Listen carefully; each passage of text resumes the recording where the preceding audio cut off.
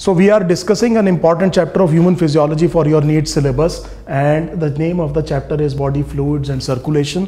And specifically जिस topic की हम बात करेंगे ये आपकी NCERT में 18.5 रेगुलेशन ऑफ कार्डियक एक्टिविटी. सो मैं जो आपको पढ़ा रहा हूँ 18.5 the sub topic of NCERT which is regulation of cardiac activity.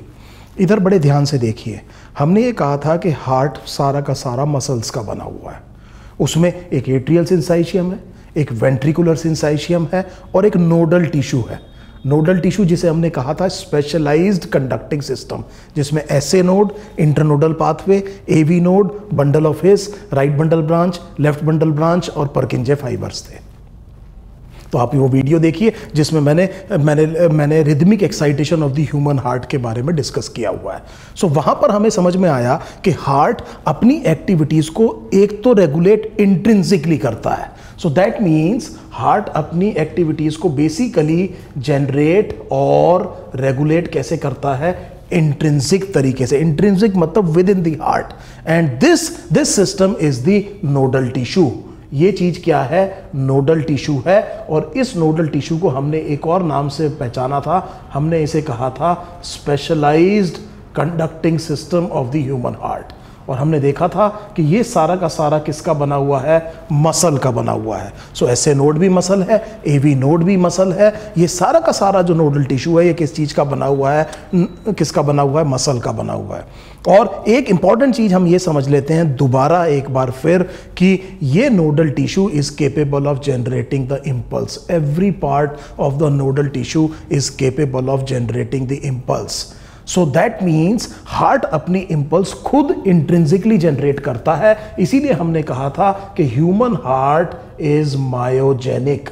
मायो का मतलब होता है बेटे मसल, एंड जेनेसिस का मतलब आप समझ सकते हैं उत्पत्ति से है. इसका मतलब इसकी जो इम्पल्स है, जो रिदम है, वो हार्ट खुद जनरेट करता है. और क्योंकि एसए नोड का इम्पल्स जनरेशन का रेट मैक्सिमम है, इसीलिए normal pacemaker human heart का कौन है, एसए नोड है. ये भी बात हमें पता है. So SA node is the normal pacemaker. So अगर हम ये समझें तो ये दो जो right atrium, left atrium, right ventricle and left ventricle. So हमें पता है कि राइट एट्रियम की वॉल में क्या होता है, एसए नोड, और ये रिदम को क्या कर रहा है, जनरेट कर रहा है. नाउ आपके ब्रेन में, ब्रेन स्टेम में एक पार्ट है जिसे हम कहते हैं मेडुला ओब्लंगाटा. ये जो मेडुला ओब्लंगाटा है इसके अंदर है cardiac and vasomotor centre. Cardiac and vasomotor centre ये कहां पर लोकेटेड है, मेडुला ओब्लंगाटा में है. अब क्योंकि इन्होंने रिदम जनरेट किया है, लेकिन कभी जरूरत के हिसाब से इसके फंक्शन को बढ़ाना पड़ सकता है, कभी घटाना पड़ सकता है. ये रेगुलेशन किसके हाथ में है, मेडुला ओब्लंगाटा पे. Medulla oblongata is a part of the brain stem. It is a part of the lower brain level at the functional aspect, and therefore regulates the subconscious functions of the human body. And उसमें भी एक important subconscious activity क्या होगी, heart की activities होंगी. सो ये कहां से रेगुलेट हो रहा है, मेडुला ओब्लंगाटा. अब मेडुला ओब्लंगाटा से यहां तक इंफॉर्मेशन आने के लिए we will use what is called as the peripheral nervous system.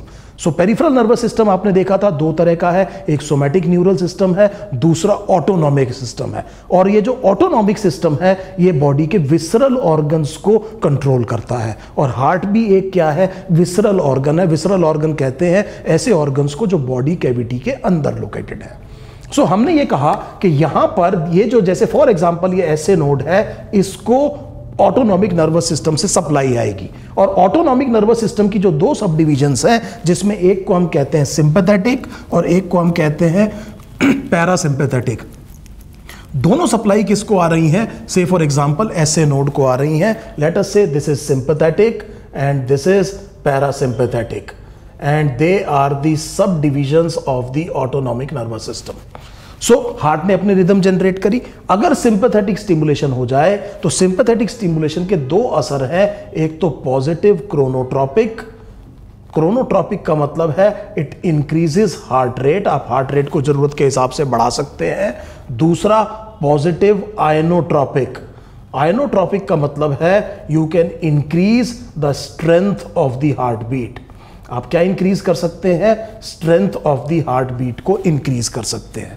Opposite action किसका है? पैरासिम्पैथेटिक का। हम ये जानते हैं कि अगर दोनों सब डिवीजन किसी एक ऑर्गन को सप्लाई कर रही हैं तो दोनों एक दूसरे के एंटागोनिस्ट काम करेंगी। इसका मतलब ये नेगेटिव क्रोनोट्रॉपिक है और साथ में हमने क्या कहा, ये नेगेटिव क्या है? आयनोट्रॉपिक है। पैरासिम्पैथेटिक स्टिमुलेशन हार्ट रेट को कम करेगा और strength of the heartbeat को भी क्या करेगा? कम करेगा। अब सिंपैथेटिक जब स्टिमुलेशन होता है तो दो न्यूरोट्रांसमीटर रिलीज हो सकते हैं। एक को जो मेजर रिलीज होता है उसे हम कहते हैं नॉर एड्रीनलिन। इसको बड़े ध्यान से समझिए। डायरेक्ट सिंपैथेटिक स्टिमुलेशन में ज्यादा क्या रिलीज होता है? Nor adrenaline. और थोड़ा सा क्या रिलीज होता है? एड्रीनलिन। नॉर एड्रीनलिन का ज्यादा असर ब्लड वेसल्स पे है। ज्यादा असर किस पर है बच्चे? ब्लड वेसल्स पे। तो अगर आपने किसी का ब्लड प्रेशर बढ़ाना है, क्योंकि वेजो मोटर सेंटर की भी बात हो रही है यहां पर, तो आप वेजो कॉन्स्ट्रिक्शन करेंगे। और बहुत बढ़िया वेजो कॉन्स्ट्रिक्टर कौन है? Nor adrenaline. इसका ज्यादा असर किस पर है? हार्ट पर। और एक चीज और समझिए, क्योंकि ये दोनों हार्मोन्स या न्यूरोट्रांसमीटर्स ये इन्वॉल्व होते हैं फ्लाइट और फाइट रिस्पॉन्स में, तो इसीलिए एक फेल सेफ सिस्टम है आपकी बॉडी में। आप इन चीजों को रिलीज करते हैं एड्रीनल मेडुला से भी। ना केवल डायरेक्ट सिंपैथेटिक स्टिमुलेशन से, बल्कि एड्रीनल मेडुला से भी क्या रिलीज होते हैं? एड्रीनलिन और नॉर एड्रीनलिन रिलीज होते हैं। फर्क ये है कि majority of the adrenaline in your body is actually secreted by adrenal medulla. इसका मतलब ये हुआ कि ये ज्यादा क्या सिक्रीट करता है? एड्रीनलिन। और कम क्या सिक्रीट करता है? Noradrenaline. अगर सिंपैथेटिक स्टिमुलेशन सिस्टम में कुछ गड़बड़ हो जाए तो हमारे पास एक फेल सेफ सिस्टम है। We can fall back on the support of the adrenal medulla। और इस तरह से हार्ट की एक्टिविटी को ये ऑटोनॉमिक नर्वस सिस्टम क्या करेगा? रेगुलेट करेगा। एक फाइनल बात और बड़े ध्यान से समझ लीजिए, वो ये है कि the regulation of the cardiac activity is intimately related to the regulation of the respiration in the human beings.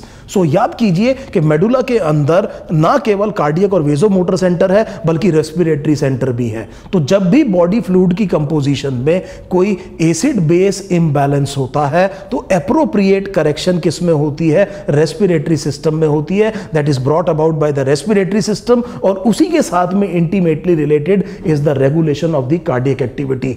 इन दोनों को आपको एक कंपोजिट रूप से देखना चाहिए कि बॉडी फ्लूइड्स की जो कंपोजिशन है, जो पीएच है, जो एसिड बेस बैलेंस है, उसको मेंटेन करने के लिए ये दोनों रेगुलेशन कहां पर हो रहे हैं? मेडुला ओब्लंगाटा में। एक बड़ी सिंपल बात है, अगर मेडुला ओब्लंगाटा में रेस्पिरेशन भी कंट्रोल कर रहे हैं और कार्डियक और वेजो मोटर सेंटर भी कर रहे हैं, तो इसका मतलब एग्जिस्टेंस के लिए, जिंदा रहने के लिए ब्रेन का एक बहुत इंपॉर्टेंट पार्ट क्या हो गया? Medulla oblongata. और मेडुला ओब्लंगाटा का अगर डैमेज हो जाए तो रेस्पिरेशन बड़ी जल्दी रुक सकता है, कार्डियक सेंटर खराब हो सकता है, and it can lead to very rapid death. I hope this topic is absolutely clear to everyone.